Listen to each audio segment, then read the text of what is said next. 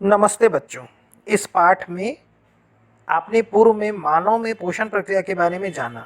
आपने जाना कि किस प्रकार पाचन तंत्र की छोटी आंत से अवशोषित भोजन हमारे रक्त में मिलकर हमारे शरीर के सभी अंगों तक पहुंचकर उन्हें पोषण प्रदान करता है। हम यह जानते हैं कि पचित भोजन को शरीर के विभिन्न कोशिकाओं तक पहुंचाने का कार्य रक्त करता है। रक्त या खून हमारे पूरे शरीर में दौड़ता है तथा यह धमनियों तथा शिराओं में बहकर हृदय तथा फेफड़ों में भी आता जाता रहता है। 17वीं शताब्दी में एक चिकित्सक हुए विलियम हार्वे, इनका नाम आपको याद रखना है।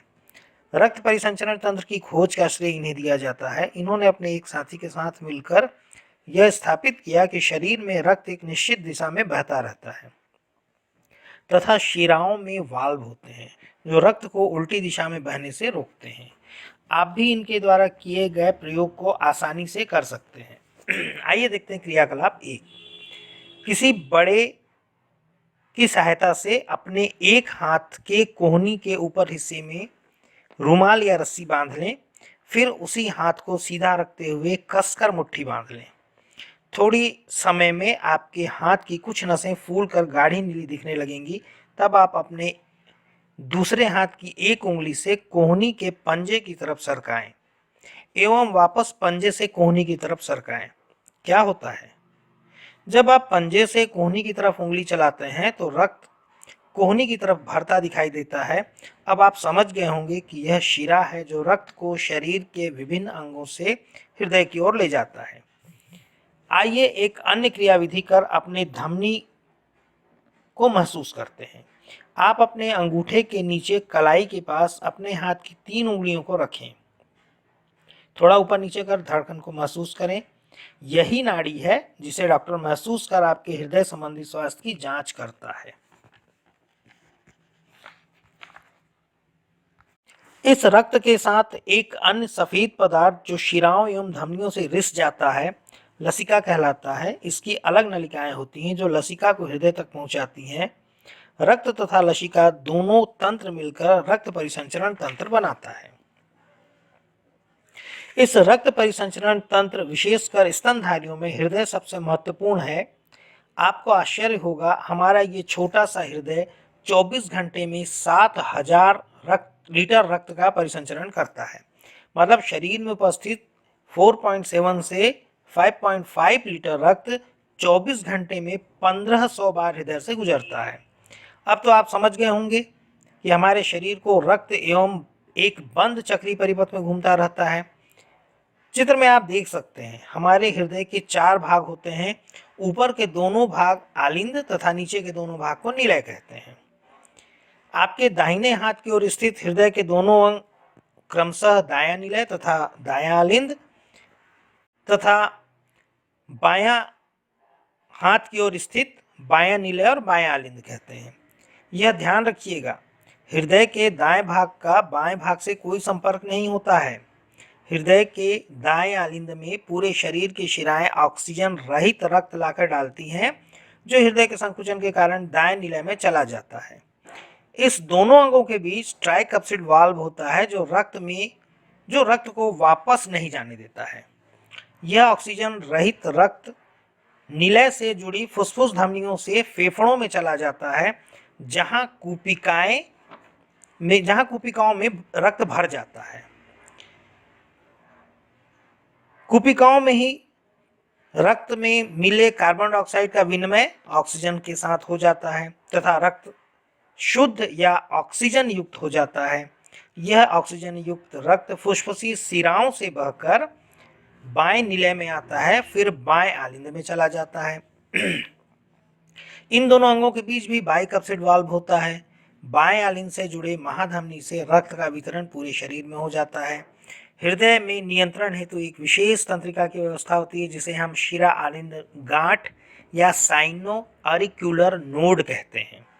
यहाँ से इलेक्ट्रोमैग्नेटिक वेव निकलती है जो हृदय को निश्चित क्रम में धड़कने देती है। यदि किसी कारणवश यह अक्षम हो जाए तब कृत्रिम रूप से इस कार्य को करने हेतु एक यंत्र लगाया जाता है, इसे ही पेसमेकर कहते हैं। आपने देखा हमारे शरीर में शिराएं अशुद्ध रक्त को हृदय तक पहले दाएं आलिंद में फिर दाएं निलय में ले जाती हैं। शुद्ध रक्त को हृदय पूरे शरीर में पहले बाएं निलय फिर बाएं आलिंद की सहायता से पूरे शरीर में पंप कर देता है। यह हुआ एक चक्र पूरा। पर आपने देखा कि हृदय से निकला रक्त फेफड़ों में भी जाता है तथा शुद्ध होकर हृदय में आ जाता है, मतलब रक्त हृदय में 2 बार आता है। यह दूसरा चक्र है। हमारा रक्त 2 बार परिसंचरित होता है। इन्हीं कारणों से मानव में दोहरा रक्त परिसंचरण तंत्र पाया जाता है। सामान्यतः हमारे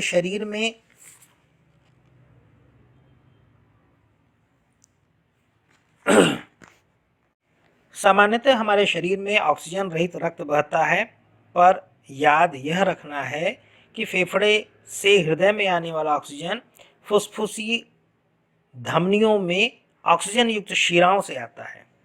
अब तो यह स्पष्ट हो गया होगा कि हमेशा हमारे शिराओं में ऑक्सीजन रहित रक्त का बहाव नहीं होता है। हृदय के संकुचित होने वाले ध्वनि को लब तथा फैलने की ध्वनि को डब कहा जाता है। यह आवाज हृदय के वाल्व बंद होते समय होता है। हृदय में रक्तचाप 120/80 को सामान्य माना जाता है। यह क्रमशः सिस्टोलिक तथा डायस्टोलिक कहलाता है। दाएं आलिंद में पूरे शरीर से शिराओं द्वारा रक्त आता है।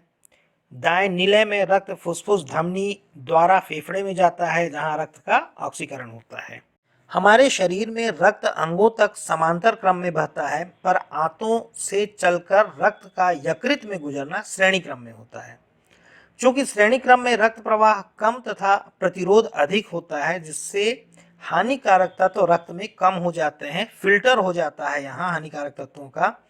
यही कारण है कि यदि शरीर के सभी अंगों तक श्रेणी क्रम में रक्त परिसंचरण हो तो हृदय तक रक्त पहुंचने में समय लगता है और यह हानिकारक हो सकता है।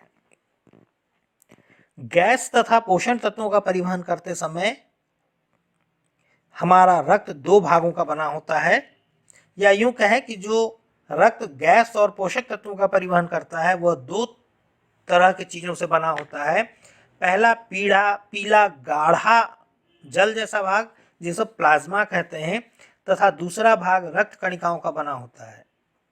रक्त कणिकाओं में प्रमुख हीमोग्लोबिन है, जो आयरन युक्त होता है तथा ऑक्सीजन का परिवहन करता है। यह कोशिका में ऑक्सीजन को छोड़ता है तथा भोजन के पाचन से बने कार्बन डाइऑक्साइड को अपने में जोड़कर वापस फेफड़े में छोड़ देता है। दूसरा प्रमुख कण श्वेत रुधिर कणिका होता है, जो शरीर को संक्रमण से सुरक्षा प्रदान करता है।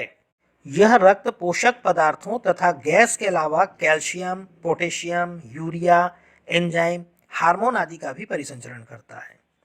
हमारे रक्त में कोलेस्ट्रॉल नामक एक वसा पाया जाता है, जिसकी एक उचित मात्रा रक्त में होना अच्छा है, पर अधिक होने पर यह रक्त नली में जमाव शुरू कर देता है। इससे दिल का दौरा पड़ने का खतरा रहता है। अतः भोजन में हमें वसा का अधिक मात्रा लेना नुकसानदायक हो सकता है। इस परिवहन तंत्र में एक व्यापक व्यवस्था लसिका तंत्र भी है।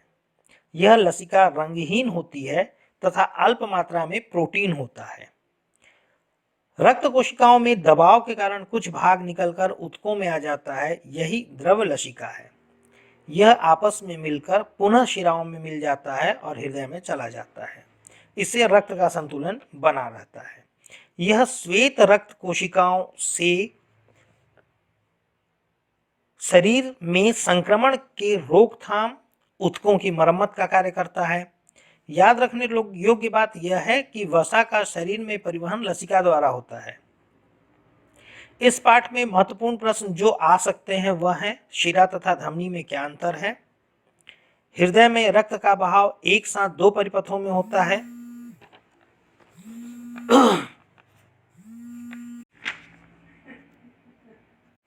हृदय में रक्त का बहाव एक साथ 2 परिपथों में होता है। आप दोहरा परिसंचरण को समझाकर इस प्रश्न का हल कर सकते हैं। आप हृदय की आंतरिक संरचना के चित्र का भी अभ्यास जरूर कर लीजिएगा। एक वस्तुनिष्ठ प्रश्न यह कि रक्तचाप या रक्तदाब का मापन किस यंत्र से करते हैं? इसका उत्तर होगा स्फिग्नोमैनोमीटर या बीपी ऑपरेटर्स। आखिरी प्रश्न, हृदय की धड़कन डॉक्टर किस उपकरण से सुनते हैं? इसका उत्तर होगा स्टेथोस्कोप, जिसे हम आम बोलचाल की भाषा में आला भी कहते हैं। यह वीडियो आपको कैसा लगा तथा यदि कोई प्रश्न पूछना है तो कमेंट में आप पूछ सकते हैं। धन्यवाद। अगले वीडियो में फिर मिलेंगे।